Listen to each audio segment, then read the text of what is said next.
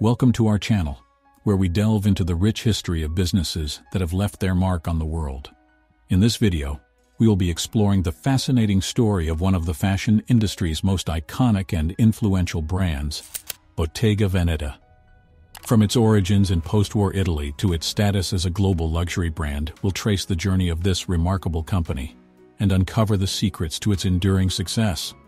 Join us as we explore the history, strategy, and innovations that have made Bottega Veneta a true pioneer in the world of fashion. Get ready to discover the fascinating story of how Bottega Veneta made its mark in the business world.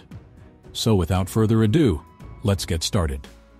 Business partners Michele Tatti and Renzo Zanghiaro set up shop in Vicenza, in Italy's northeastern Veneto region, in 1966. The name Bottega Veneta translates to Venetian shop, though many people likely pronounce it differently. In the beginning, Bottega's sewing machines weren't compatible with most leathers.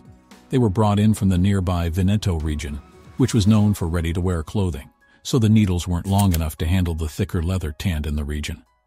In the 1970s, Michele and Renzo opened a Bottega Veneta store in Manhattan, New York. They had hoped that this expansion would make Bottega Veneta a global brand, but their timing was off. Bottega Veneta presented itself as high quality and low profile, but consumers, especially in America, wanted flashy, vibrant pieces.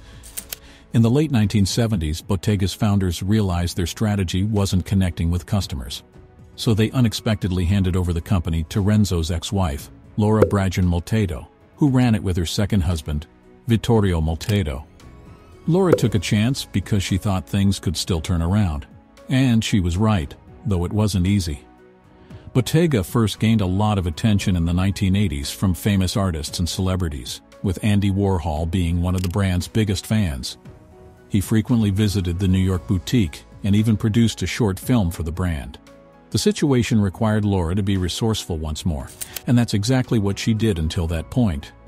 While Bottega had previously been known for its high-end leather bags and shoes, the company decided it was time to branch out and try something new by adopting trend-driven design elements and releasing its first ready-to-wear line.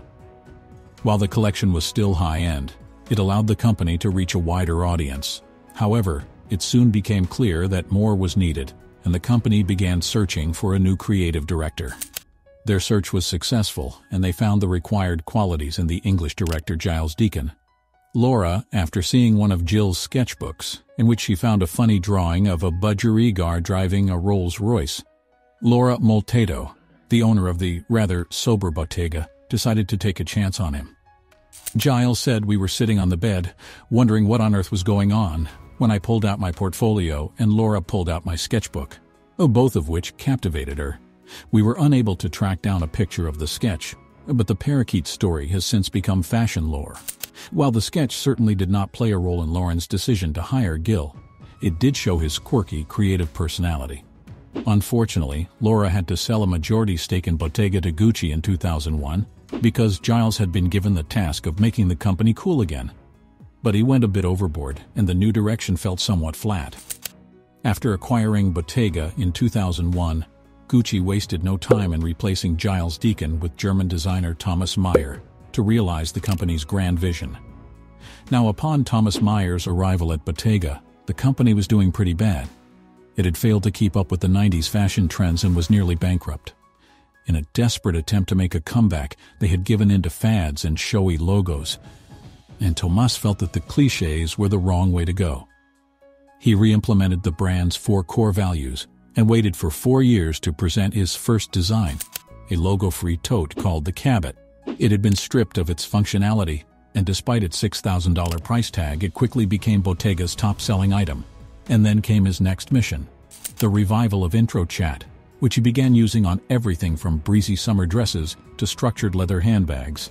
Since then, Daniel Lee has taken the helm. Lee, a native of Yorkshire, England, always wanted to be a dancer, but eventually realized his feet were too flat for the profession.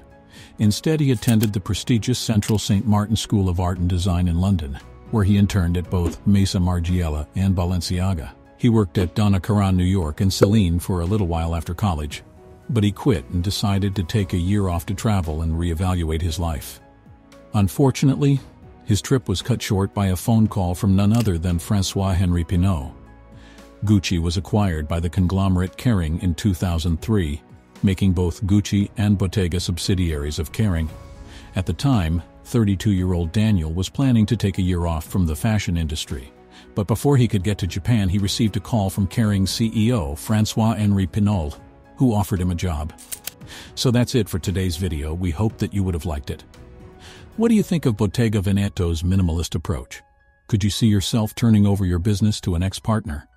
Let us know in the comments, and if you liked this video and want to see more like it, then subscribe to our channel.